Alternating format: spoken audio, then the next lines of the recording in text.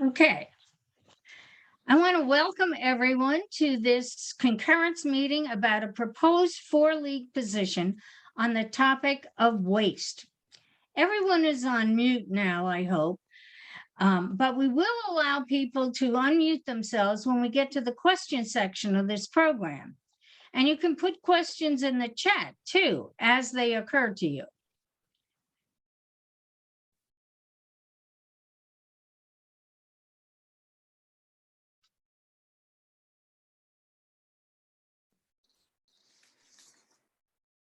A group of league members from the 4 counties worked together over the past 6 months to develop a new position on waste. In 1991, the original position was written and focused on solid waste.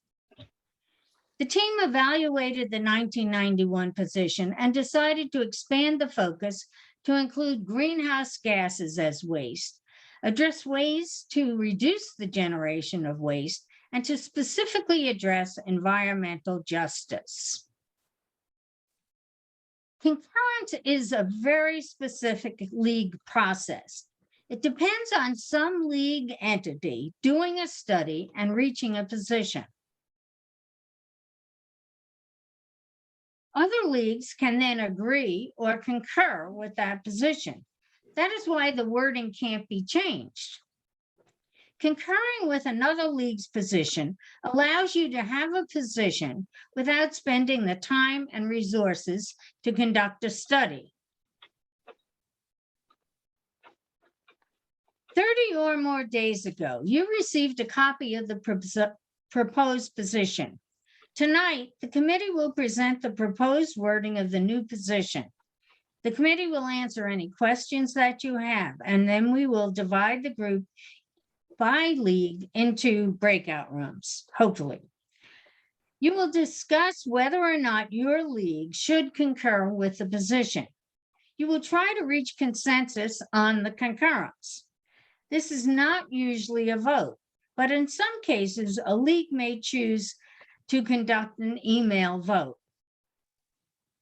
If you adopt the position tonight, it will need to be readopted at your annual meeting, along with all your other local positions. The position will be valid for any league that adopts it, even if one or more of the 4 leagues rejects it. The title, of course, is going to change depending on the number of leagues adopting it.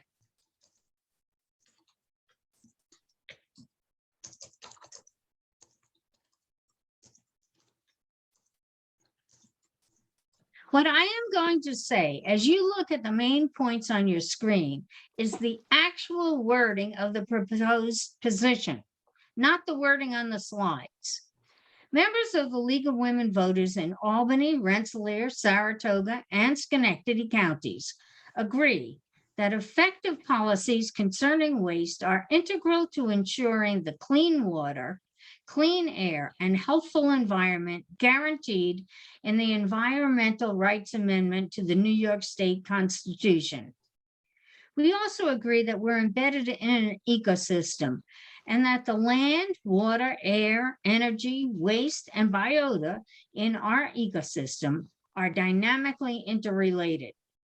We agree that the concept of waste includes greenhouse gases, that waste management practices can themselves emit these gases, and that we urgently need to reduce the production of these gases in society and in waste management in order to preserve and restore the world's climate.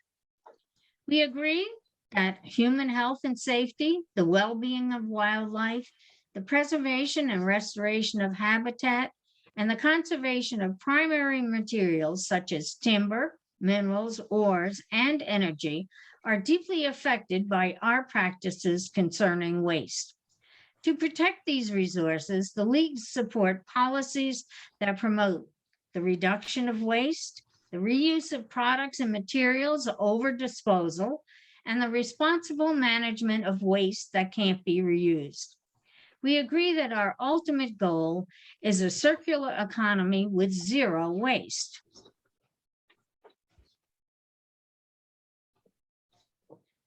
The four leagues support, first, the following policies aimed at minimizing the production of waste. One, products and buildings designed to accommodate deconstruction and reuse of component parts.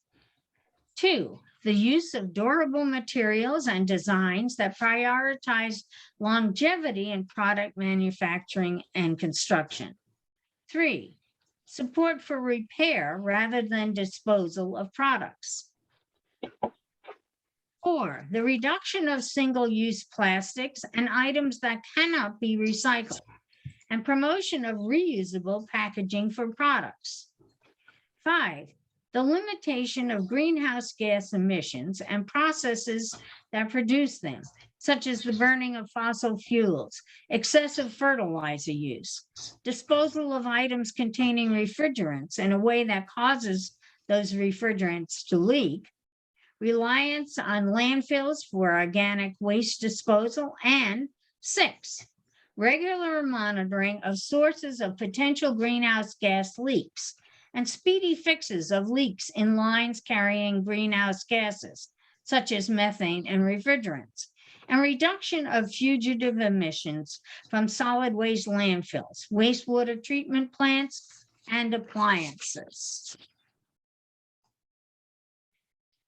For items that cannot be reused or redistributed, the four leagues support waste management policies that promote, one, an end to the processing of hazardous waste in ways that can spread its toxicity, including the use of incineration for waste that contains toxins. Two, the careful recovery, processing, and safe disposal of hazardous materials in the waste stream, including in biosolids and digestate, byproducts of sewage treatment, and biodigesters, and at concentrated animal feeding operations, known as CAFOs and I think they're up there, CAFOS. Three, the careful capture and safe disposal of greenhouse gases, including refrigerants from products at time of disposal, and methane and nitrous oxide from large producers, including industrial sites, landfills, and CAFOs. Four, corporate responsibility with public oversight for the end-of-life processing of products and packaging, including all related costs. Five, limited miles of waste transport from its source to where it is processed and stored, with communities encouraged to take responsibility for their waste by as much as possible, locating needed facilities within their boundaries.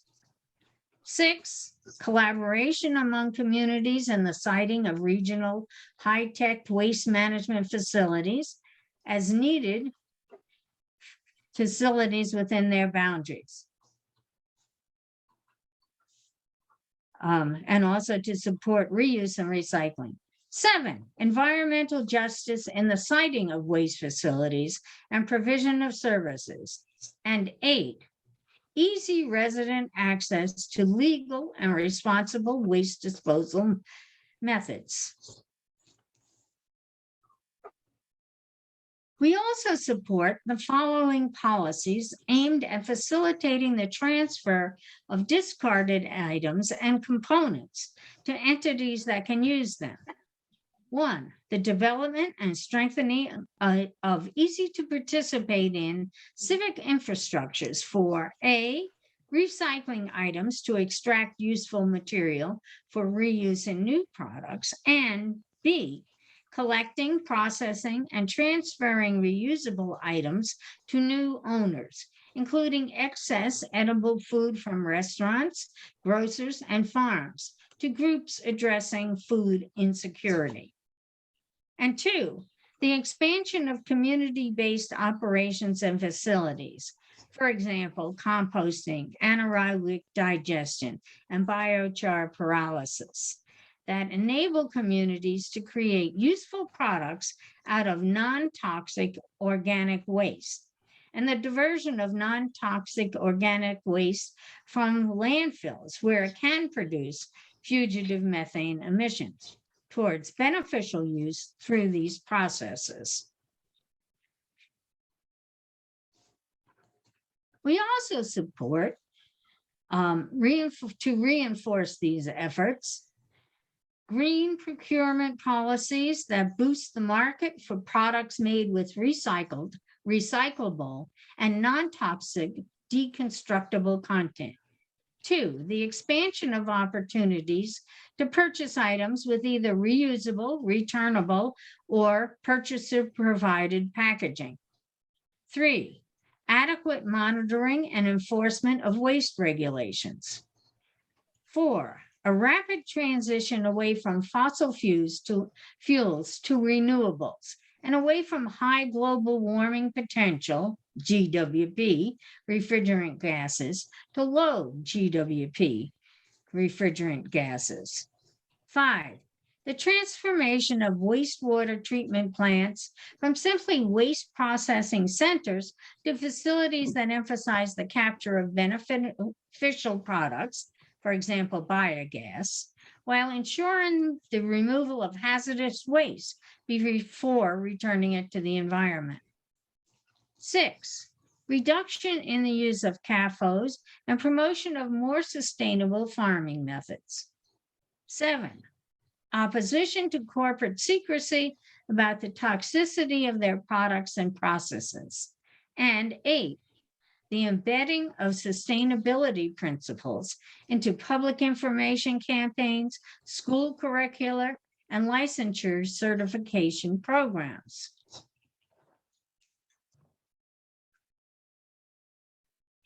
The 4 leagues support direct involvement of citizens and local governments at all stages of the planning, development, operation, and monitoring of waste management plans and projects. The consumer should be educated to exercise care in purchasing, to demand quality for products, to participate in reuse policies, to recycle, and to resist throwaway cultural practices. Standards for operation of these facilities should be established and enforced by the public sector, whether actual operations are conducted by private or public entities. These are the rules for speaking with one voice. That was the end of the position. So these are the rules for speaking with one voice. Individual league members may not speak for their league unless designated by their board as an official spokesperson for the topic.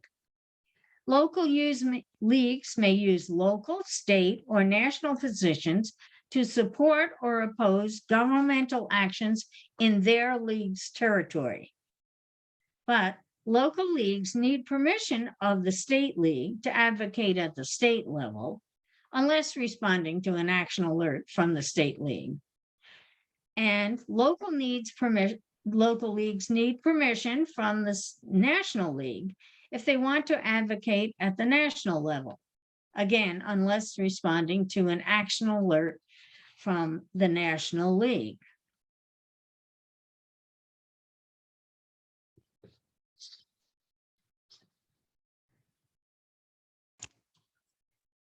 Oops, I want to go back one, excuse me.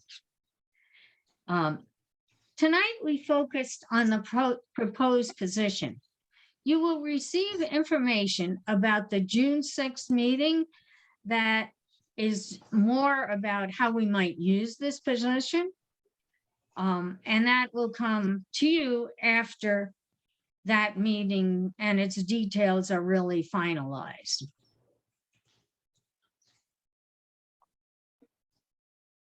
And oh shoot.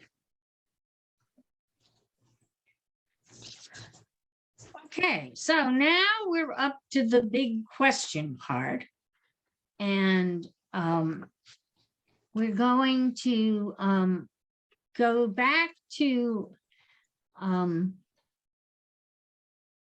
going to stop sharing. And we'll start with some questions from the chat, if we have them. Don't believe we have any. No questions. Holy cow. All right. So that means that it's up to everybody to raise their hand. And since there's more than 30 people on my screen, I don't think we can see everybody. But if you have questions about any of the topics here, our environmental experts for this evening are Ann Erling and Nancy Tudor. Nancy Tudor is a member of the Schenectady League with a degree in environmental engineering, who recently retired from the Knowles Atomic Power Laboratory. And Ann Erling serves on the board of the Albany County League of Women Voters as a member focused on environmental issues. A trained climate reality leader, she devotes her time to efforts to make a positive difference in the climate crisis.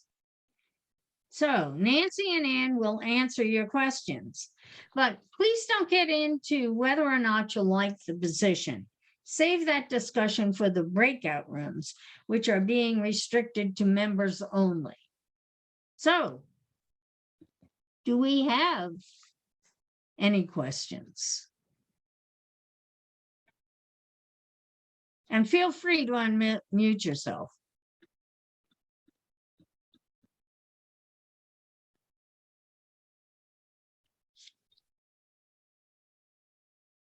There's a thing, okay, Paula Brewer has some questions. Can Ann or is it Nancy please define biochar Sure. paralysis? Biochar paralysis, sure. Biochar paralysis, or biochar is actually kind of an ancient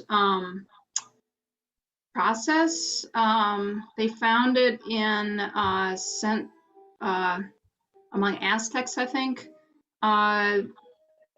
It's basically charcoal. So wood or organics, when it's burned in a process that has no oxygen, that's void of oxygen, burns in such a way that it doesn't burn down to ash. It instead burns to something that's like a charcoal. This biochar has a number of really amazing properties. It's one of the reasons this sort of black earth that they found among, I think it was the Aztecs. I'm not sure if it was which of the three kind of groups in Central or South America did this, but I think it was the Aztecs. Anyway, they must have processed their organics in that way, and that's why they had this terra preta, I think it's called, so this sort of this dark earth that was just produced food, it was just so fertile. But biochar, in addition to being great in soil, also has all sorts of industrial possibilities. It can replace things that are really currently produced in really harmful ways, like carbon black, which is currently produced with fossil fuels and is in a lot of things. And so anyway, biochar can be used for that. And biochar can be done in different temperatures. It can be produced in different temperatures. At the low temperature zone, it produces biochar, the majority of biochar, and just a little bit of biogas. So the pyrolysis process is a lower heat process than incineration, but there's a range in heat. At the lower end, it produces mainly biochar and just a little bit of biogas. At the upper end, towards incineration, it produces more biogas and less biochar. And then heat is the other product. And it doesn't require any outdoor or outside energy source, because the energy source from the pyrolysis, pyrolysis is just a term for burning in the absence of oxygen, that provides the fuel. So, and you can actually, it's actually a really cool, there are these little pyrolysis ovens that are used in third world countries, try to get people an ability to use, like products from their fields, like the grasses and stuff, or the stuff that they're not harvesting. Use that instead of other kinds of things to cook their food, and then they get this biochar as a result. So you can do a biochar process right in your backyard, but you can also do it in an industrial scale. I do know that somebody asked me, who is not here tonight, what we mean when we say biota. And Nancy, can you answer that? Yep. Biota is another term for biological life. It's your plant and animal in your surrounding area. So it's just another term for biological life, plants and animals. Does anybody else have a question?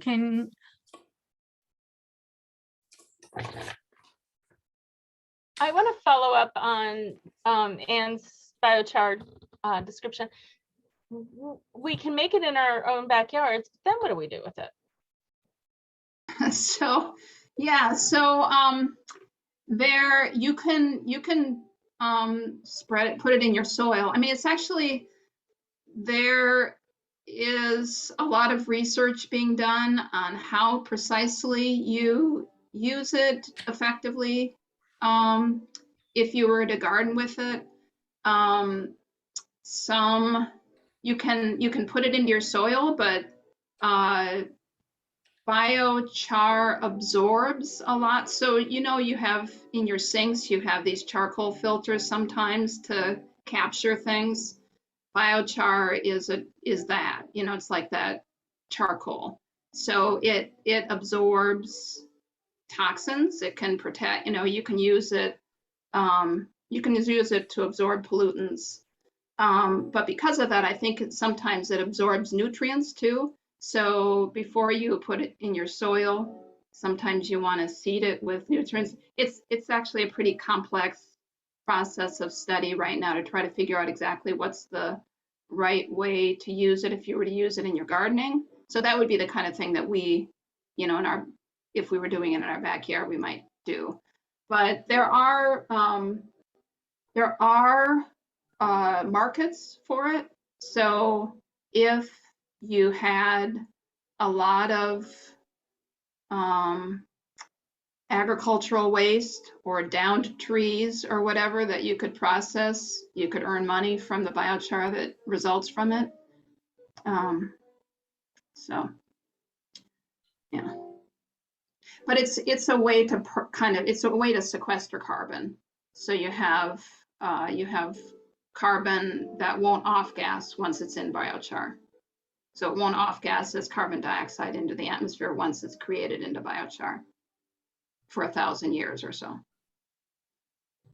And I think the goal also is to just keep the organic waste out of the landfill, right? So that's by having this process. And I think if you used it in your backyard, I don't think that's really the intent here, but you could, and it would improve your soil quality. Yeah, I mean, for our backyard, so for a while when I was studying biochar, I thought, gee, I would let, and my daughter wanted to get a backyard fire pit. So I thought, why not construct a biochar fire pit so we could create biochar at the same time as we're, having a nice fire in the backyard. And the way you would do that is you'd have a cone-shaped fire pit. We haven't actually had the energy to do that, but if you have a cone-shaped fire pit, then when you put the stuff in, the stuff at the bottom doesn't have any oxygen. The burn is at the top, and the stuff at the bottom becomes biochar. And that's the low-tech way to make your own biochar in the backyard.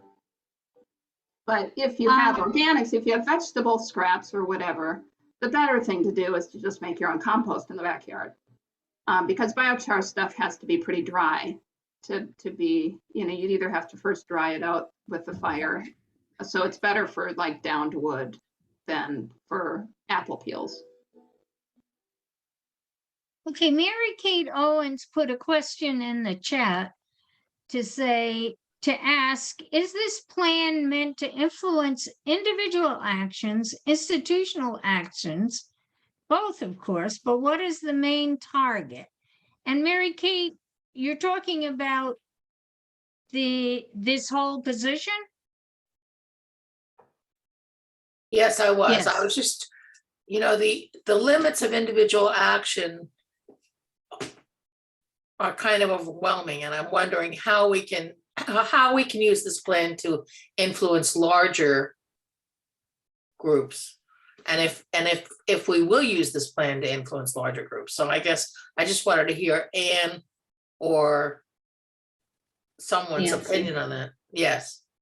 So Nancy. that's the goal of the June 6th meeting, because our goal is, so we put together this paper and you can see it's pretty forward thinking. I mean, it's going to be a while before we ever have a circular economy with zero waste. But so our goal after this was approved was the June 6th meeting so we could go over what are some things going on in your county or the 4 counties, and how do we keep this paper alive?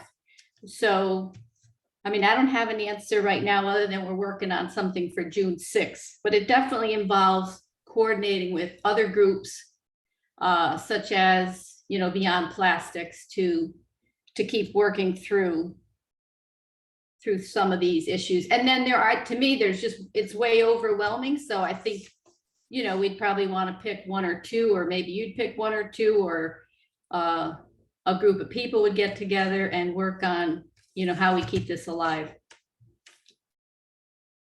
Okay, thank you. So June 6th is the target date for figuring out how we implement this and who we target. Right. Okay. And it's going to still be pretty generic, because it's pretty, like you can see, it's pretty high tier here. But we thought, so I reached out to the different leagues to say, hey, do you have any concerns in your community? And we're just going to try to touch on a few items, maybe of 1 or 2 per each county, and then something that affects all 4 counties on June 6th. Yeah, and on a broad level, and as Nancy said, we're gonna use June 6th to go over this too. But on a broad level, when we do public testimony or public comments,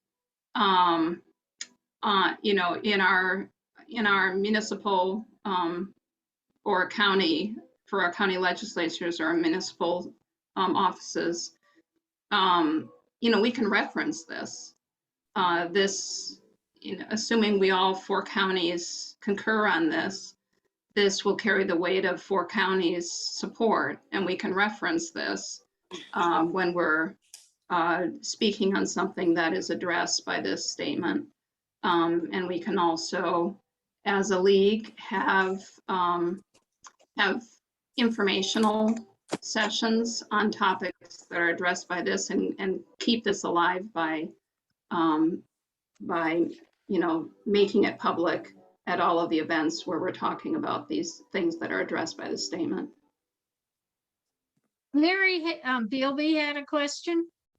Yes, I wanted to address the question about how do we use it. Just an example that I've been involved with in the few years I've been in Albany. The company, I don't know if it was Waste Management or another company, they wanted to put a transfer station in South Albany, and it was right in a environmental justice neighborhood, and would create a lot of traffic, plus a lot of odors and possibly infestation. And we were, in our testimony, we used the 4-county position to say that this was not appropriate, that citing such a facility in environmental justice neighborhood was not appropriate. We also used it to support a styrofoam ban that the county legislature was considering. So it's been useful as a reference. It's not, we're just not taking positions out of thin air. Mhm. Okay, Darnell has a question, has her hand up anyway. Yes, I do have a question. This was quite a comprehensive and detailed document. I am extremely impressed by it. That's first of all. But if we all concur with this, or some of us concur to this, is there a plan to take this to the state and to the national for broader concurrence? I don't think there's that plan right at the moment, though it has flicked across our minds. We did discuss it, Barb, and what we say, we said, Yeah. hey, let's try to get through the 4 counties. Because because one of the things we said was a lot of these issues really have to be handled at a state or federal level. They're pretty high tier, but I think we thought we'd go through the 4 leagues or the 4 counties first. And then We did see where we share go. it. Yeah, we did share it also with Liz Radow, who's one of the state environmental people, you know, in the league. So she reviewed it. So the groundwork is laid to bring it to the next level once but yeah, like Nancy said, first to focus on our local. And then assuming we all concur, then we can let the state league know that we got this 4 county concurrence and ask if they would like to use it or study it and potentially use it statewide. So there's 2 comments in the chat, just with people who are asking, what do we see as a possibility for reducing plastic pollution? I don't know if we want to briefly address that, but the position itself calls for reducing the use of any fossil fuels. So, Nancy or Ann, do you want to chime in a little bit? Well, Barb, I was trying to read the comments, and I didn't see, oh, maybe there's one new one. So I missed, I don't know, I guess you'd have to re-ask the question. I was trying to read the comments too when you asked. I'm sorry. Sorry. Yeah.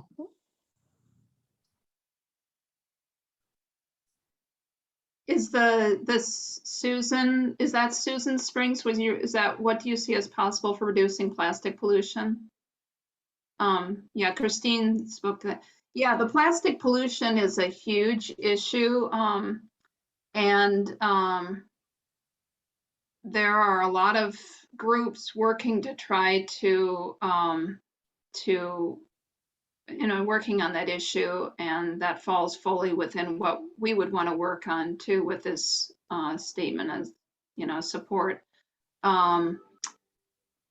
The efforts to try to improve the packaging, like reduce packaging. A huge amount of our plastic waste is single use. A lot of the plastic that's produced is single use. So moving away from plastic packaging is, really super important. And there's a bill right now before the legislature. And that's one of the bills I wanted to check and see if it's stuck in a standing committee that's not going to meet anymore. But Engelbright had written a rewrite of something that was of an extended producer responsibility bill that was initially an effort was made to get it into the budget, and then it was pulled out of concerns that it wasn't written quite right to accomplish what we were hoping. But you know, we all can play a role in that too by just not participating in buying things that have single-use plastic around it. And we can do that through places like the co-op or farmers markets or things like that. And putting pressure on companies to use less packaging. Or another issue is right now only number 1 and number 2 plastics are recycled in I think our whole region, at least in Albany County. So it, you know, just makes you cry to put all of those plastics that are not number 1 and number 2 in your regular trash can. And once you do that a bit, then you really work hard to not have to buy anything with those number 3 through 7 plastics.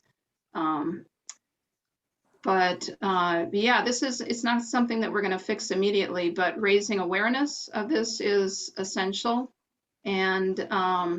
And right now, actually, fossil fuel companies are moving towards plastics because they realize they're not going to be selling a lot more gas and oil, and plastics is their way to continue to make a profit. So we really need those major companies to move instead towards renewables and find their wealth through renewables and not through fossil fuels. There Okay, is a there's- meeting tomorrow night. There's a meeting tomorrow night Beyond Plastics, and they are having Yeah. Assembly Member Engelbright on. So again, I think with some of the larger issues, really, we thought we would team up with other groups such as Beyond Plastics for the plastic issue, but they're having a meeting tomorrow at 7 to address or to discuss with Assembly Member Engelbright. I noticed in the chat that there's somebody, Chris Kiel, I guess, who is not a member of the league, but would like to work with the Rensselaer County League. So would somebody from the Rensselaer County League please take his information from the chat before that happens? And he's interested particularly about the Dunn their C&D landfill. And then there is a question, can you explain a little bit about CAFOs and what the alternatives are? And I think that'll be our last question because we need to get to the breakout rooms and actually discuss where we think we are in terms of adopting this. So I'll take on the CAFOs. Thanks. So they're concentrated animal feeding operations, and I visited one years ago, and I mean, I mostly saw it as they were cow farms up north, and one of the main issues was the location of them and the runoff from their waste into the streams. That this one I visited, eventually the water was in the New York City watershed region. So I mean, I think our concern was the location of them. But as for alternatives, we haven't gotten that far. At least I haven't. Yeah, I mean, the concentrated animal feeding operation is a size issue in a certain space, like how concentrated it is. So I think, best practice is to not have that many stuffed in one tiny place. Extend This the location to the water too. Yeah. Yeah. Okay, now